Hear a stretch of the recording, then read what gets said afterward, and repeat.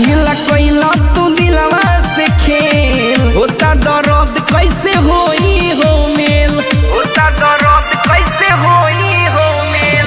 काहिला कोइला तू दिलवा से खेल, होता दर्द कैसे होई हो मेल। तोरा पियवे के संगे देखी रील में, तोरा बिना तोरा बिना तोरा बिना जियल अब भइल मुश्किल, बुझलू न फील आग लग गइल दिल में। तोरा बिना जियल अब भइल मुश्किल, बुझलू न फील आग लग गइल दिल में। तारक डिजिटल रिकॉर्डिंग स्टूडियो महुआ हाजीपुर वैशाली। तोरा बिना जियल अब भइल मुश्किल, बुझलू न फील आग लग गइल दिल में। काहे तू करे लेला अपना ये मन के, मार देला लात तू तो हमरा पसंद के। हर कदन बताई दिल मोड़ रोता, सोचतानी बात खूब दुख हो खता। गम में जिए नहीं हम तिल तिल में।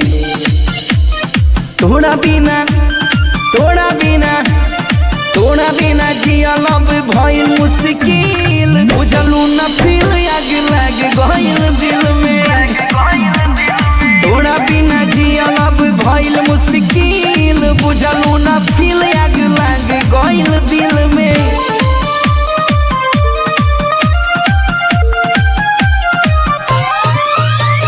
तोरा बिना जियल अब भइल मुश्किल, बुझलू न फील आग लग गइल दिल में।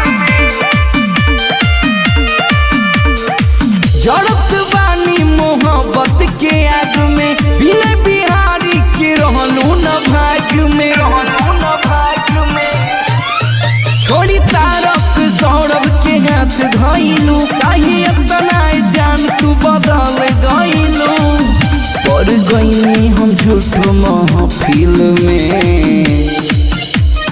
तोरा बिना तोरा बिना तोरा बिना जियल अब भइल मुश्किल, बुझलू न फील आग लग गइल दिल में। तोरा बिना जियल अब भइल मुश्किल, बुझलू न फील आग लग गइल दिल में। तारक डिजिटल रिकॉर्डिंग स्टूडियो महुआ हाजीपुर वैशाली।